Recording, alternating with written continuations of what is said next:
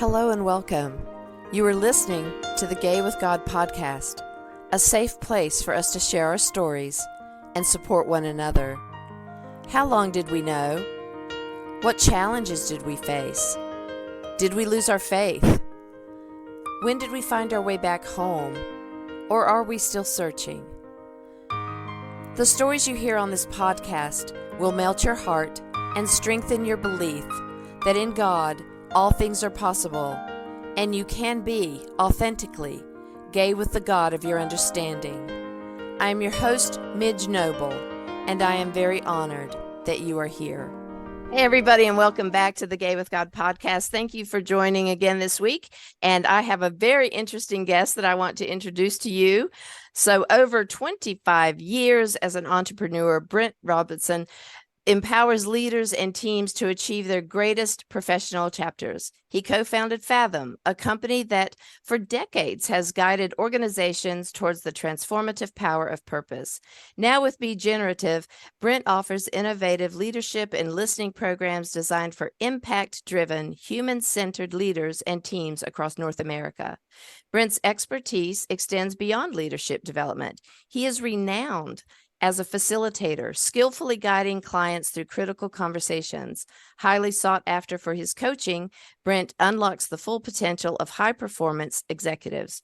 As a captivating speaker, he tackles topics like leadership, listening, transformation, and succession. His Generative Listening program has received critical acclaim throughout North America, and his TEDx talk on the subject has impacted thousands. Driven by innovation, Brent's pioneering work has led to the development of powerful technologies and practices in strategy, personal and professional development, including future design, purpose-practiced, LFG, and generative listening. Beyond the boardroom, Brent prioritizes family, personal growth, and adventure. He pushes his limits physically, spiritually, and mentally, often venturing through the northeastern peaks with his 3 children and his wife, Sherry. You're just awesome, Brent. Welcome to Gay with God. Thank you, Mitch. I'm so glad to be here with you. Oh, I am glad to have you. I loved our earlier conversation where we just got a chance to just talk and get to know each other better. And beside the fact that you're renowned and you have all of this wonderful energy about you and that you're bringing that and all of your knowledge out into the world, the thing that also impacted me based on our conversation today is that you, even though an ally, and I don't mean even though as to dismantle that, but as an ally, you and I talked a little bit about religious trauma and that you had also been impacted for that. So I would love for you to tell us your story. Great, thank you. Cool. Well, there's many various paths, but a couple that are sort of coming up for me today, even as we opened up this conversation that I've been thinking about. Well, so it's interesting. We'll put it this way. I had a pretty interesting growing up from when I was born till about age 7. And that included moving from Japan, where I was born, to California, to Texas, and then to a little town in the North Shore of Massachusetts, a town that you could describe it as if you didn't live there for the last 400 years, you're an outsider. Wow. Yeah. And what was funny about that is, well, funny and not funny is it brought me up feeling as though, and I started to awaken to the idea of being a misfit, meaning I didn't really fit anywhere. I didn't make any sense based on the status quo or of wherever I was, and because those places were so different from each other, it was kind of like I had to almost like play a shell game of, well, who am I when I'm in Texas? Who am I when I'm in New England? And what's acceptable and what's the rhetoric or the socially acceptable conversations and particularly attitudes toward different people. And so that had also some side effects where because of that background, I mean, literally showing up after the blizzard of 78 in a Volkswagen bus with a thick Texas accent in this tiny little Catholic Protestant town that, right, was just very, we'll say, narrow-minded. was a bit jarring, and I literally spent from age 7, so that would have been about second grade, up until like sixth grade, being completely marginalized because I didn't fit. I wasn't fit. I didn't fit the profile. I had very different worldviews. About, we'll say a little bit broader perspective, simply because of the experiences I had being in different places. Even with my mom grew up in Berkeley, California, so there were some more progressive thoughts, and then my dad was raised in Casper, Wyoming, so some very conservative thoughts about things, and so there's very confusing, and it was very traumatizing because of what was attached to me as a scapegoat for being different. And I was just telling this story recently. My only friend was this kid named Jonathan Orland, who was adopted. He was black, the only probably non-white person within 3 towns. And Wow. he and I became instantly friends because we both understood what it was like to not fit.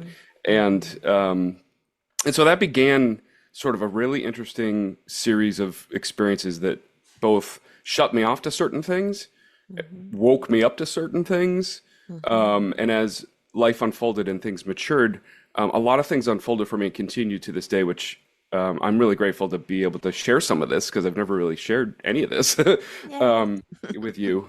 And so talking about religion, it was really once we moved to New England that going to church became something that we attempted to do. And I would say my family didn't. I was not brought up with any sort of very super strong, particular religious affiliation, though my mom was brought up Catholic. She was adopted as well. And so we started going to the Catholic church in town. And at the time, there was a very conservative priest who ran that church. And so, we all sort of went through the motions of it, what have you. And I guess, again, I was pretty young, but what started to occur was I was noticing that, for whatever reason, my family wasn't doing it right, or we weren't right for the town. Mm. And to the point where, and I remember this, and I was really struck by it. I was sent off to bed, and the priest came over and was like yelling at my parents about how terrible they are, and they're not bringing me up and my sister correctly, and here's all the things you're not doing right, and this is what's going to happen if you continue, and so on and so forth. I'm overhearing all of this, and of course I'm at the time I didn't realize how much, but deeply spiritual, deeply seeking, deeply wanting and having that agape kind of channel opening up even then. And so that started to create a conflict, which I'm like, well, wait a minute. Does being involved in a faith mean being like a religious person? Because the examples of the religious people I was coming to encounter were very, I would say, righteous and judgmental and condemning, and point fingers. And I had been brought up with all of this the whole time, like, okay, who is this misfit family showing up here, and now they're not doing this right, and so at that point it started to inform, of course, that age, right? It started to inform a pretty deep understanding of what's so. Yeah. And so that was really challenging to me, and I literally just put the idea of religion at arm's length. And what was cool though is, again, because of the eclectic nature of my family, we had friends in different parts of the country with very different backgrounds. Like we celebrated the high holidays with my dad's best friend was Jewish, and I was involved heavily in their family. So in Buddhism as well, we had a lot of influence from Japan, China, and Korea because of the work my dad did. We had families from there for dinner all the time, so I was exposed to all these really wonderful belief practices. And then I started to encounter, so there became a new priest who took over the church. Never wound up really going back to church there ever again after what happened, but I started dog sitting for him. And he was this like crazy artist, super creative, very philosophical. He would painting these giant, like 4 by 8 foot murals out in the backyard, and I would just be fascinated. And what I learned is he was a misfit too. Like he didn't fit in the normal profile of a conservative Catholic priest in a small New England town. And he didn't last very long. He actually chose on his own to say, you know what, I'm going to pursue my career as an artist Oh, and give wow. up the priesthood. But in the time that I met him, it just opened the door to, hey, here's somebody quite a bit more like me in the way of doesn't quite fit the status quo, but deeply spiritual and philosophical, and Hmm. I just had a way about him that made it so safe and accessible. That meant the world to me, is having that kind of encounter. Hmm. So what, as it relates to being an ally, what I noticed as years went on was that I had to do a great deal of shedding preconceptions of what's right, what's wrong, and Hmm. what's appropriate. Hmm. Brought up in my younger years to the age 18 in an environment in which if anyone was out of the ordinary, they were instantly marginalized, if not bullied, Hmm. ridiculed, those kinds of things. And it's funny, the only person in our high school who came out publicly, which was a wildly brave thing to do in the high school I was in, he and I were friends. It's just sort of this, it's just really, really interesting. However, like I had all of these ideas about the world that were programmed into me, that were kind of like bludgeoned into me, I would say, based on the environment that I was in, that thank goodness for going away to college, I was able to awaken to, hey, there are a lot of other people that aren't like me. Hmm. And it was easy to all of a sudden notice in certain rather, places where I probably said something or did something that was offensive, I had no idea. Like all this language, all of this judgment, or whatever it may be. Here's what you make fun of. Here's what you don't make fun of. Those kinds of things. I noticed that something would happen, and I would reflexively respond to it in a way that was offending someone. I'm like, oh my gosh, I had no idea that that was what that meant or what was going on. And it was devastating to me. Like those missteps of just like, wow, I just totally walked right over a boundary I didn't even realize Hmm. was there, or it was there the whole time, but I didn't know it because there was no one to react on the other end that was Right. really in a place in which they could call me out. Hmm. And I call those love punches. Like I received many love punches along my life where someone shared something with me about me that I didn't really want to hear, but needed to materially change my life. And so Hmm. that began my journey of, and I went on to study fine arts, and then I became an entrepreneur. Like it was a really interesting, eclectic career. But I would seek out. In fact, I always call it, and this is part of my operating philosophy that I even coach inside of organizations. Whenever you're attempting to bring something new, always remember that every new idea starts out as blasphemy. I love that. And that's not my quote, and we'll have to put it in the show notes. That's a historic figures quote. I can't remember who it was. Anyway, but the point is that when creating something that doesn't exist, it doesn't have a precedent.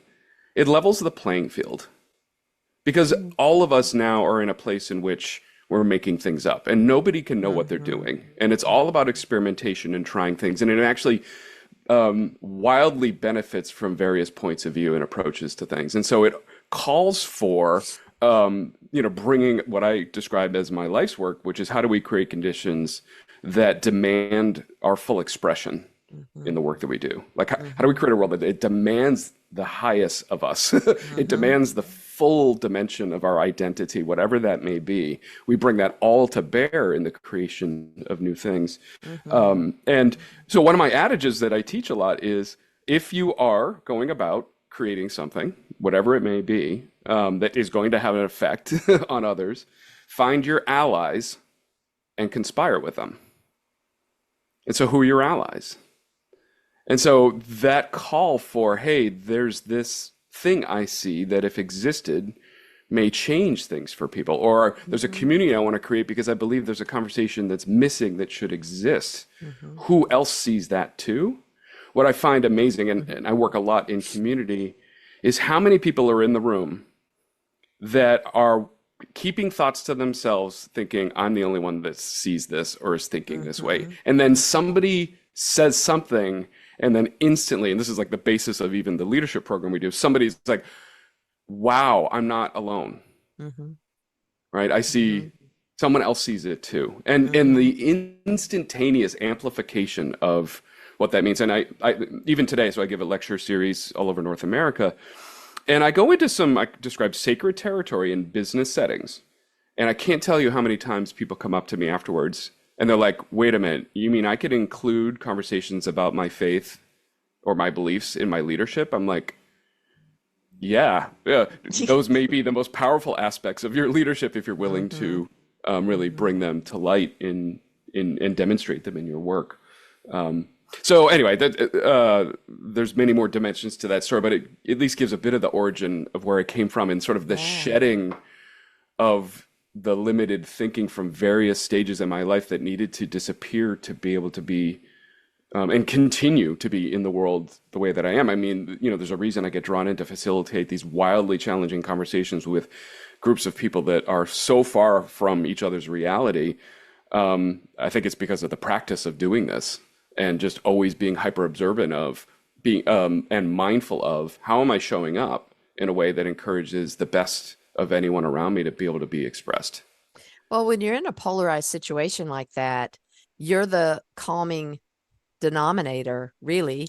It's like you're standing in the middle of two sides, or maybe 12 sides, depending on what you're facilitating. And to be able to stand there and recognize and honor everybody's opinion, that I would think that would bring them together at some point.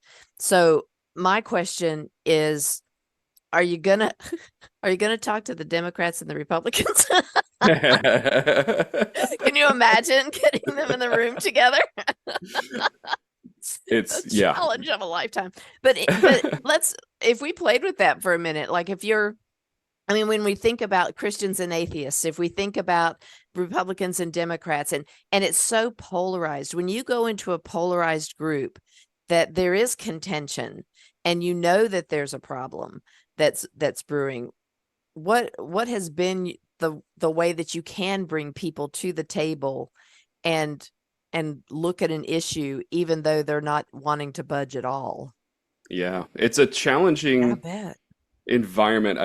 Some things I'll share that benefit the conversation is, and something we don't spend a lot of time doing out in the world. We rush to the activity, we rush into the conversation, we rush into the agenda. Did we actually do any work to cultivate conditions that favor the conversation in the first place?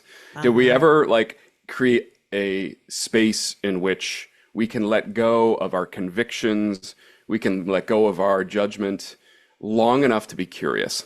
And if even a whiff, let's just say someone's cooking some garlic 3 houses down the street and you just get a whiff of the aroma of that garlic, right? Changes everything. If you can just get a whiff of curiosity to show up in the room, it changes the nature of everything. Yes. But part of it also is the ability to make sure everyone's values and beliefs are present, but also, and this is part where people tend to get surprised by, their self-interest is as well. No, your self-interest matters. Your own personal agenda matters. Let's get it all on the table so we understand what we're all operating with. What are the underlying background assumptions that are behind what we're talking about? Let's get those exposed so we can see what they are. And inevitably, when you expose those underlying assumptions, you certainly can expose ones that stand in the way of discourse, but you find many, many more that actually bring us together. Well, what are the beliefs and values behind how I operate? What is it that matters most to me? Right. Again, if we go out of the typical conversation about who's right is righter, and just like whose side, to the point where we're just yelling at each other, no one's hearing a thing, and there's nothing in between. If we can just bring to the surface a different kind of conversation, which is, well, what do we stand for? What is it that we allow to influence us? What are the beliefs we have? And when those things get exposed, it gives everyone an opportunity to both see what's present, and it gives everyone an opportunity to maybe put down one of those beliefs Hmm. that's in their way. But we never spend a lot of time talking about those things. Right. And I And would add to anyway, that list the fears that we yeah, come in. And that may be something that we don't even know, but a lot of our beliefs ruminate from fears. And then we make a decision, how to survive, how to keep moving, and we lock into something so that we don't have to face the fear. I love the way you said that, to be curious. That's a really good way of being able to change that up. And I wonder how it would change the conversation if people could just take a beat and just be present and talk about the values and our beliefs and our fears and then come to the table. It's yeah, almost like somebody said this past weekend that I'm in a lay preaching cohort, and they said, on reflection, we wish that we had started with a retreat, to have like just a day and a half or 2 days to get together and get to know each other on a personal level before we got into the heaviness of all the studying and the preaching and all of that. It's like we just hit the road running instead of being able to actually get to know each other and to figure out where everybody's coming from. I mean, we had a little brief introduction, but that's all you got. Tell us a little bit about yourself in about 5 minutes. Okay, Lau, let's get to it. exactly. Yeah. That's not helpful. Midge, one of the things I find fascinating, so the listening workshop that I lead often, be flying to Dallas tomorrow to deliver it again. One of the things that I do is I have people pair off and have a series of 3 conversations, Hmm. and I would describe them as sacred, meaning they move into more and more enlightened, vulnerable places. And the point of doing this is to simply reawaken us to this unbelievable, loving, and generous capacity for listening that we have, and to bear witness to the fact that the only way we actually come to know ourselves or the other is through the receptacle of listening that's made available, Hmm. that we can Hmm. give to each other. And so through those conversations, I ask people to simply get to know each other. And Hmm. they have the exact conversation you're talking about. Oh, I have 3 kids. Yeah. We get the bio. Great, typical Yep. conversation. And then I'm like, okay, now I want you to have a conversation where you can only talk about your dreams and really Mm. push yourself to talk about Mm. maybe something you haven't shared before.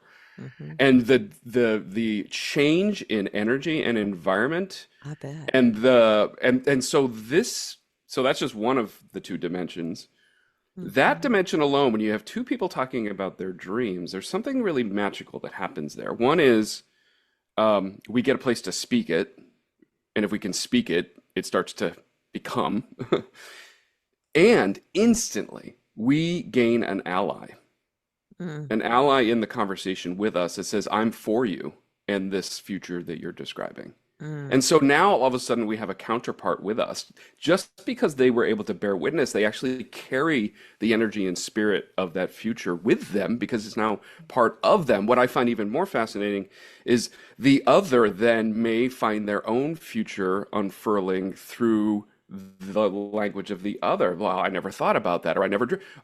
You mean like what often gets in the way of our dreams is giving ourselves permission to even speak them, Hmm. to speak them into existence. Hmm. But we instantly, and I even ask people, I'm like, who in the room right now is not for the other's future? And everyone's shaking their head. I'm like, who's for it? They're like, all of us. I'm like, okay, who would be open to committing resource and time toward the other's future? Now you've gained an accomplice. So what happens in these rooms just by simply talking about future possibility, allyship and accomplices come Hmm. into existence. Hmm.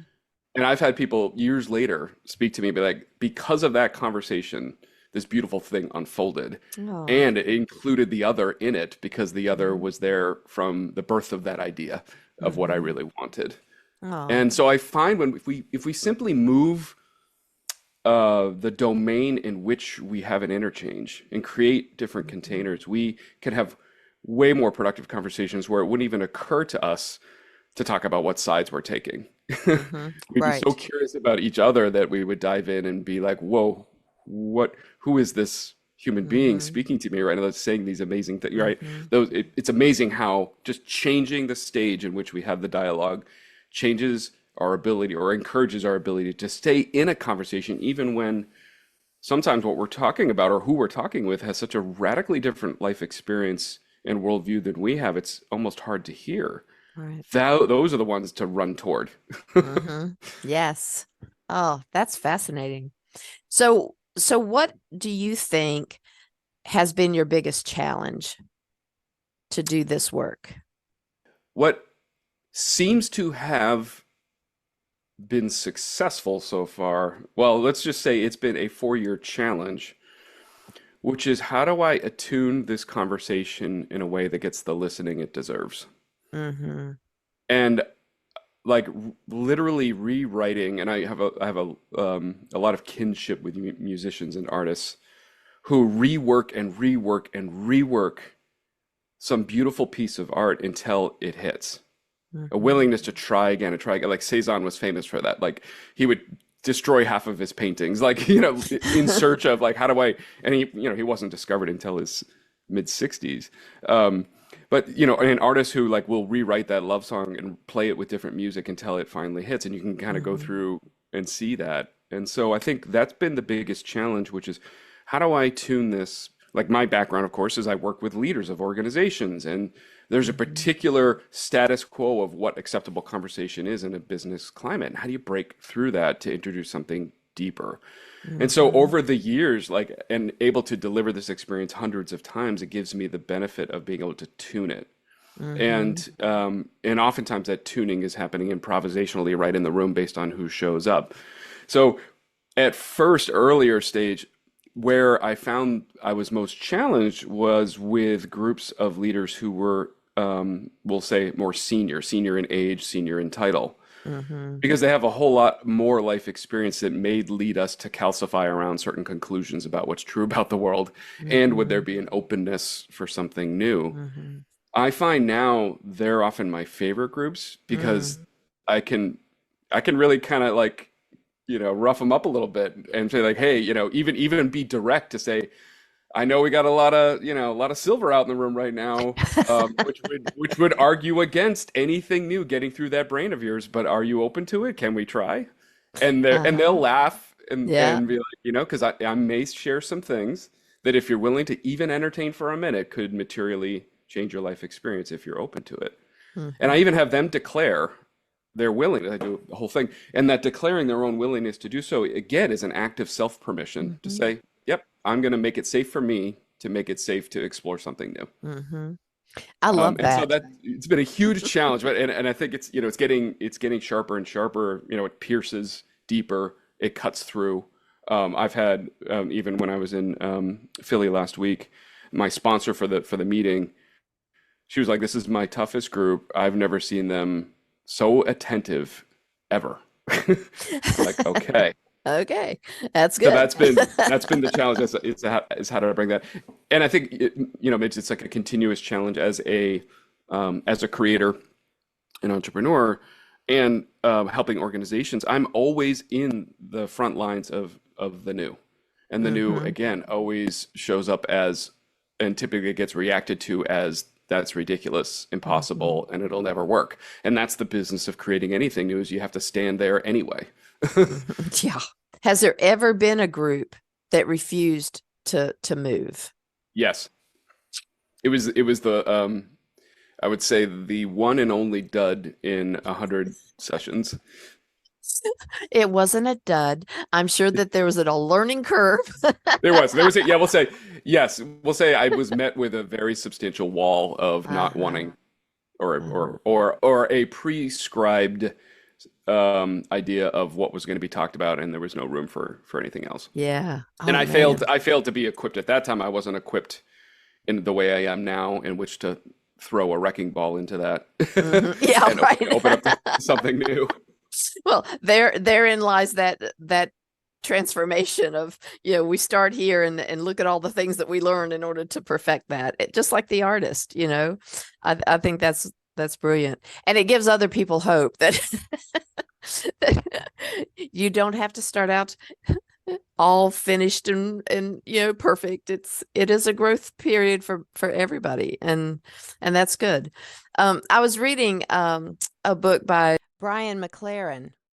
He does a really great job as far as, like we talked about, the religion and boxing people in, that sometimes boxing people in is so painful because that keeps them away from their true calling, no matter what it is. So when you were boxed in the beginning by the Roman Catholic Church and all of the have to do it this way, that keeps you locked in. And I would think in business and being a creator and being, I mean, we people keep trying to put you in the box. They want you to come in and do your presentation this way. Don't talky feely me. I'm here to be $1 million person. So I can see how that, religiously and in the communities that you go into, in the businesses that you go into, that resistance is sometimes, and I'll go back to that word fear, that we get locked in and we're afraid to change it because we might not be able to grow.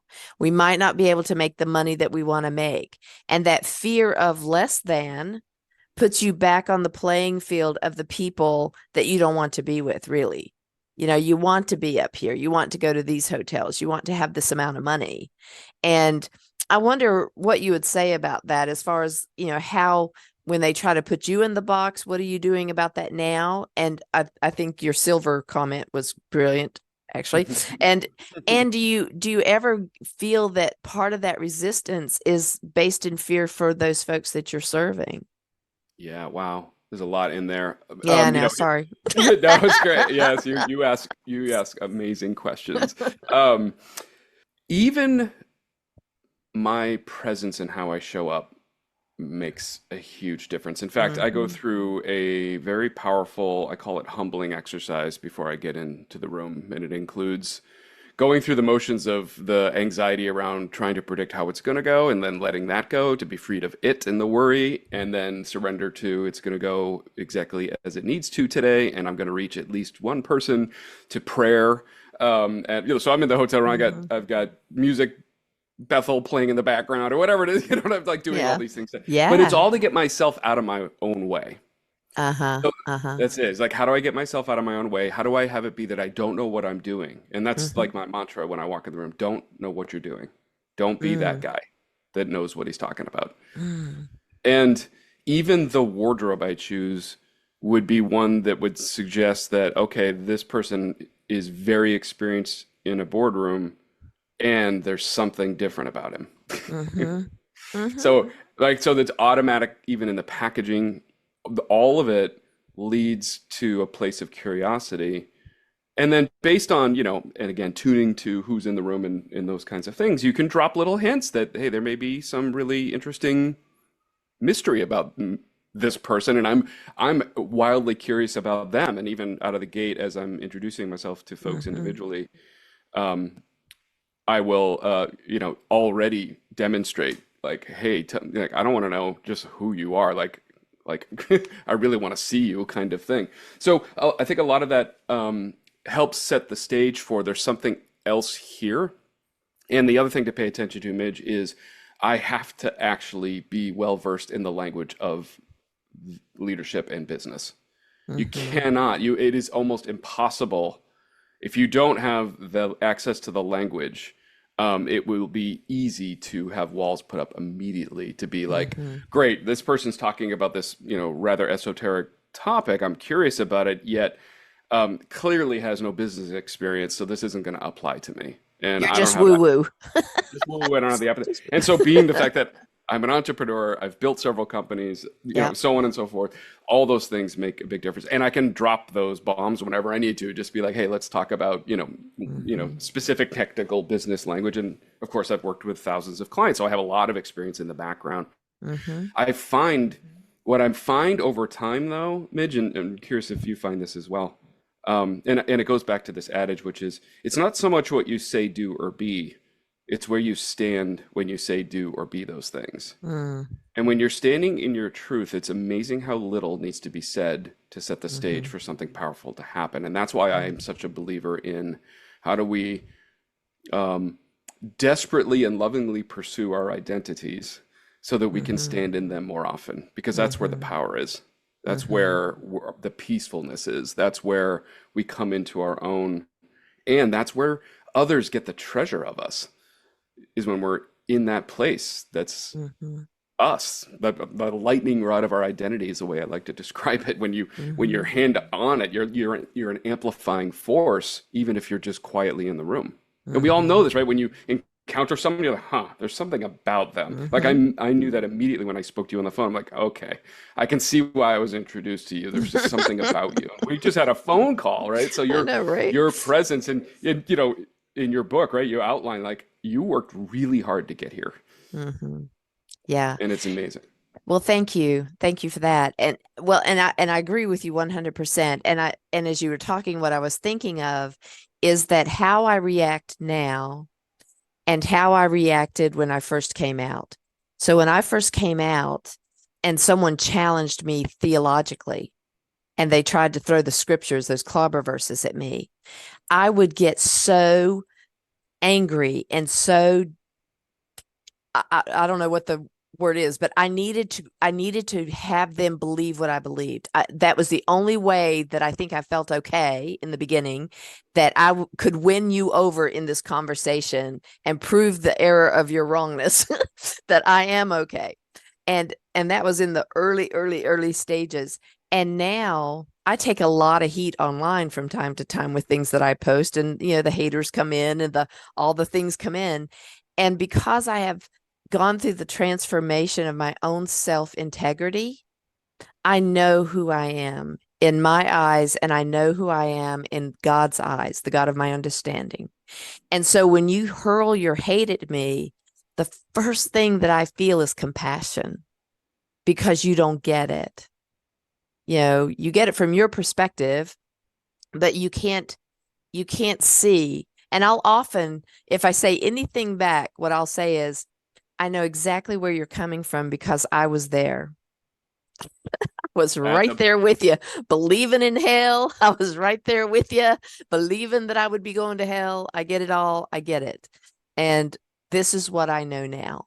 And I don't say this is what I know now to get them to come to my understanding. I just let them know where I'm at. And if it's still the same hurling of the hate, I thank them for their time and I move on. And so when I can stand in my truth and I speak my truth, then you either accept it or you don't. And I just feel compassion. And I like the presence of being okay with myself.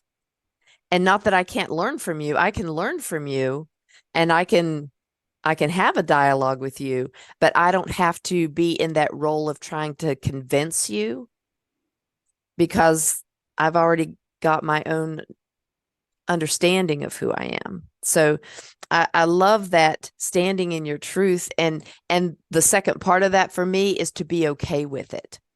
yeah, Because when we first come out with inner homophobia still resonating in there, knowing you can cognitively know something, but until you've put it inside your soul and you really get it, that inner homophobia keeps trying to come out and trip you up.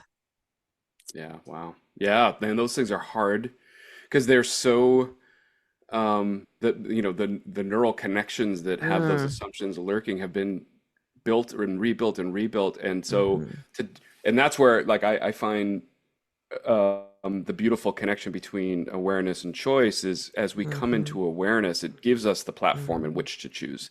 mhm, And which of those neural connections am I going to choose now? Am I going back to mhm, that one, the one that is mhm, self-reinforcing, and I could find in a minute any number of people that will claim that one too? Or am I open to a different view mhm, that may open up a different possibility mhm. beyond it? Yeah. And the work in neuro pathways is really exciting because, Hitler used to say, from birth to five, give me the child and I'll have them for the rest of their lives, because of that developmental, powerful stuff that happens early on in our brains. And unless a new neuro pathway is developed to take you out of trauma or to take you out of whatever you've learned, you're going to always go back to that same thought or that same belief.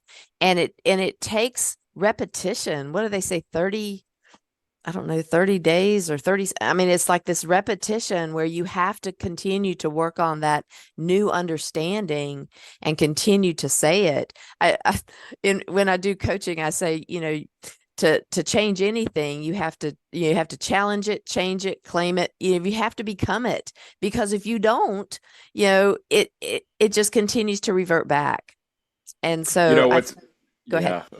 No, it's an entire field I'm very fascinated with on Mm-hmm. that we're learning so much more with more advanced technology Mm-hmm. and science, that we're learning a lot more about what Mm-hmm. was seen as the ridiculousness of human behavior to being, oh no, it's actually happening.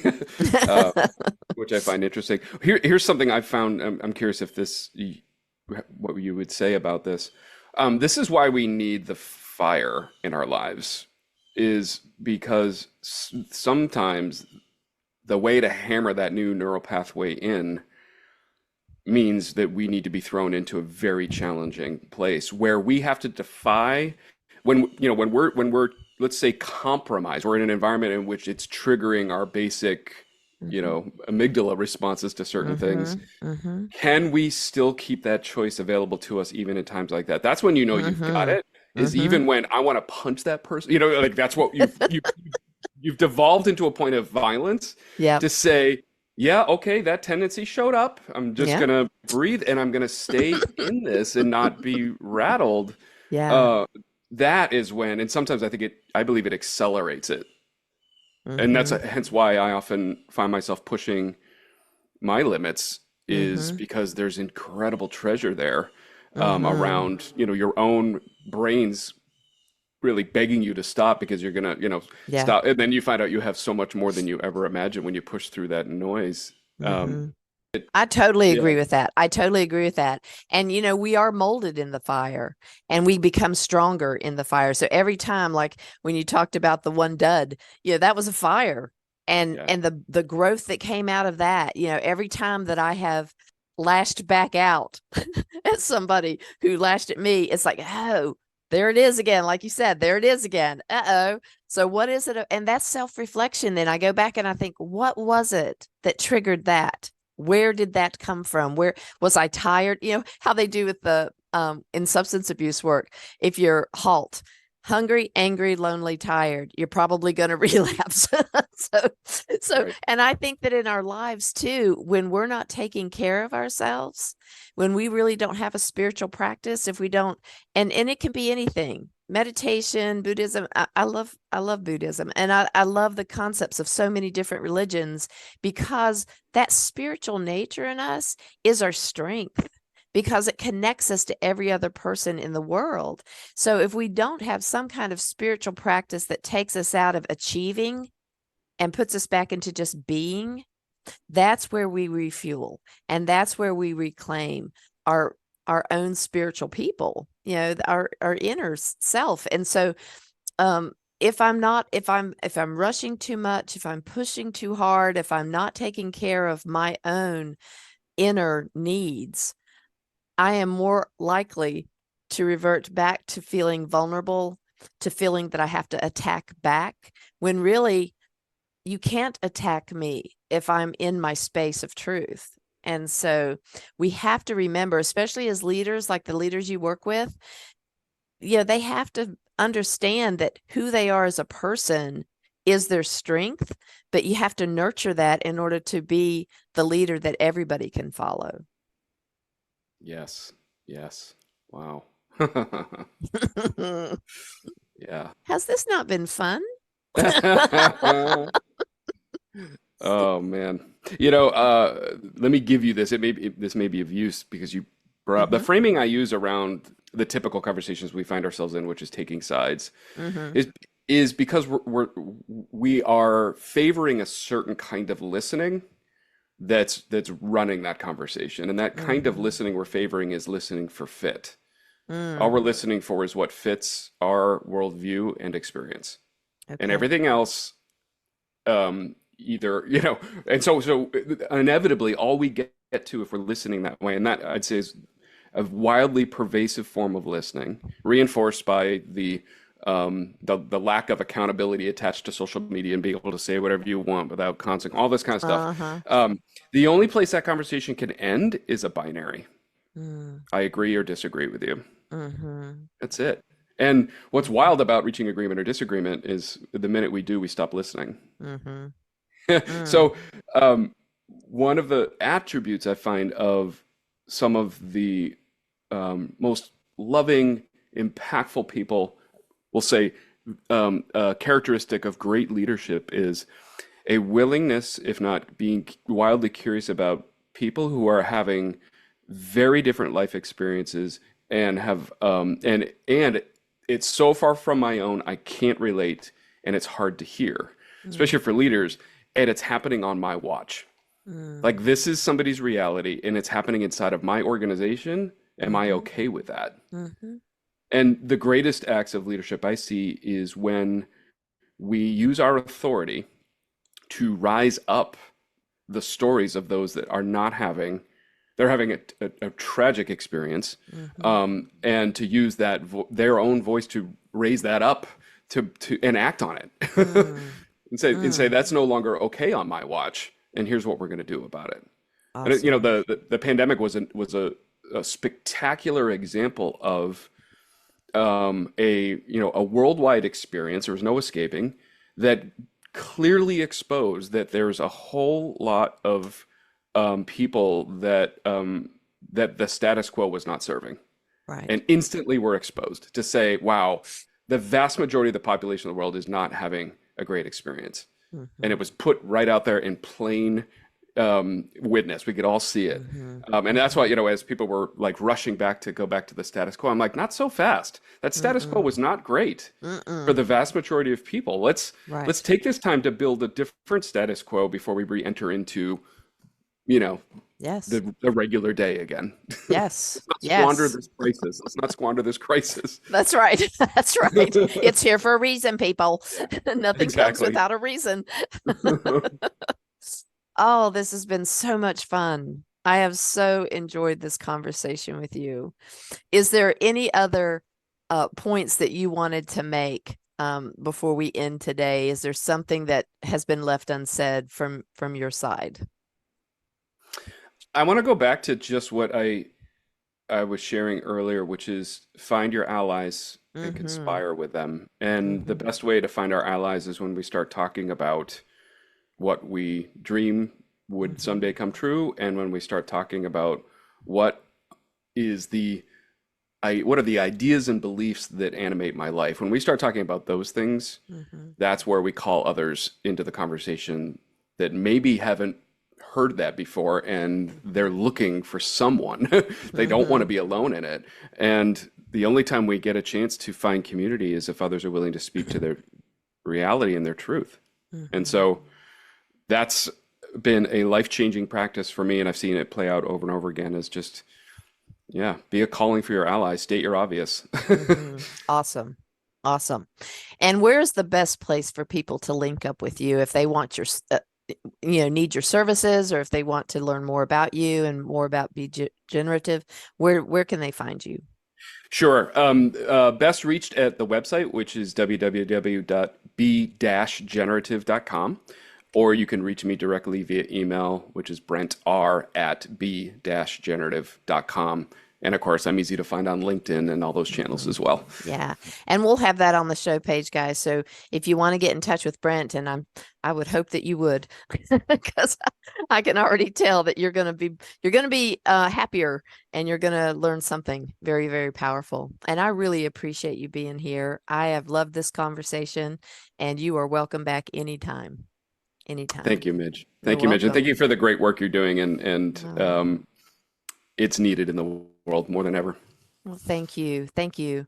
So guys, I hope that you've enjoyed the show as much as I have. And remember to check out our Facebook group, Gay with God, where we do a monthly Zoom group entitled My Faith Journey.